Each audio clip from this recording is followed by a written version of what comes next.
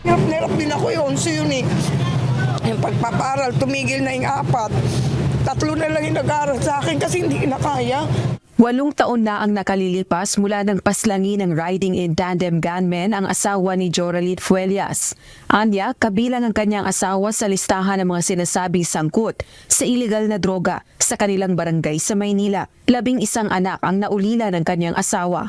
Kaya naman sa paggulong ng congressional investigations, kaugnay ng war on drugs ni dating Pangulong Rodrigo Duterte, mas umiigting ang kanyang pag-asang makakamit na rin ang hustisya para sa kanyang kabiyak. Kung hindi man sa korte sa Pilipinas, ay sa pamamagitan ng International Criminal Court o ICC. Kasi dito, parang niluluto. Diba? Parang may kinakampihan sila, parang may pinapaboran. Kaya parang ang hirap makamtan yung hustisya rin dito. Si Nanay Arsenia Chico naman, 2 anak din ang pumanaw noong 2016 sa gitna ng gyera kontra iligal na droga. Isa sa 2 anak niya ang inaasahan nilang mag-asawa sa paghahanap buhay. Talagang mahirap tanggapin kasi hanggang ngayon nag-aanap kami ng katarungan. Hindi pa namin makamit-kamit. Sa tingin ko naman po, malaki yung tansya naming manalo na makamit namin yung katarungan.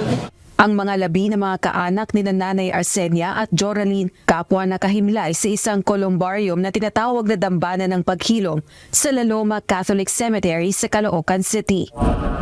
Sa kasalukuyan dito nakalagay ang urns ng nasa 42 biktima ng umano'y extrajudicial killings o EJK sa ilalim ng Duterte's drug war.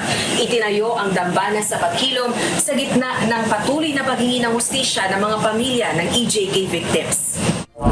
Ayon sa founder ng program Paghilom at pari na si Flavie Villanueva, magpapatuloy ang kanilang pagtulong sa mga pamilya ng mga biktima ng umano'y extrajudicial killings. Meron at hindi ako mawawala ng pag-asa na mayroong mangyayaring katarungan dito man sa ating lupa at sa ibang bansa, particularly sa International Criminal Court. Naniniwala rin siyang darating ang panahong makikipagtulungan ang gobyerno ng Pilipinas sa investigasyong ginagawa ng ICC sa Duterte's drug war. Rosalie Cruz, UNTV News and Rescue.